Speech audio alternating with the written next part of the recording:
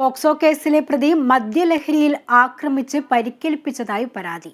കണ്ണൂർ സ്വദേശി ഷബി കുമാറാണ് കാട്ടാക്കട പോലീസിൽ പരാതി നൽകിയത്. ബന്ധുവിന്റെ മരണാനന്തര ചടങ്ങിൽ പങ്കെടുക്കാനാണ് ഷബികുമാർ കണ്ണൂരിൽ നിന്നും കാട്ടാക്കടയിലെത്തിയത്. രാത്രി മകളോട് ഫോണിൽ സംസാരിച്ചു നിൽക്കുമ്പോൾ മദ്യലഹരിയിലെത്തിയ സനീഷ് ആക്രമിക്കുകയും തലയിൽ കല്ലുകൊണ്ടിടിച്ച് പരിക്കേൽപ്പിച്ചതുമായാണ് പരാതിയിൽ പറയുന്നത്. ഷബിയുടെ സഹോദരൻ പരിക്കേറ്റ മെഡിക്കൽ കോളേജിൽ ചികിത്സയിലാണ്. എൻ്റെ തലയിൽ ഇടിച്ച് മുറിവേൽപ്പിക്കുകയും വീണുപോയി ഞാൻ എഴുന്നേൽക്കുമ്പോൾ എൻ്റെ മുഖത്ത് 2 പ്രാവശ്യം പ്രകരിക്കുകയും ചവിട്ടി വീണ്ടും താഴെ ഇടുകയും എൻ്റെ നിലവിളി കേട്ട് നാട്ടുകാർ ഓടി വരികയും ഇലാലു എന്ന് പറയുന്ന പുള്ളിക്കാരൻ ഓടി മറിയുകയും ചെയ്തു.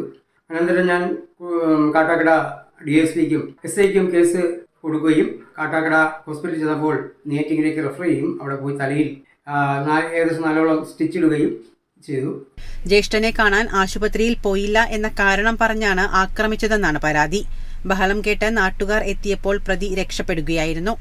ഷബിയെ നെയ്യാറ്റിൻകര ജനറൽ ആശുപത്രിയിൽ പ്രവേശിപ്പിച്ചു. പോക്സോ കേസ് പ്രതിയായ സനീഷ് സമാനമായ കേസുൾപ്പെടെ നിരവധി കേസുകളിൽ പ്രതിയാണ്. കാട്ടാക്കട അതിവേഗ പോക്സോ കോടതിയിൽ ഇയാൾക്കെതിരെയുള്ള വിചാരണ നടന്നുവരുന്നതിനിടെയാണ് ആക്രമണം. Kerala vision news, Thiruvananthapuram.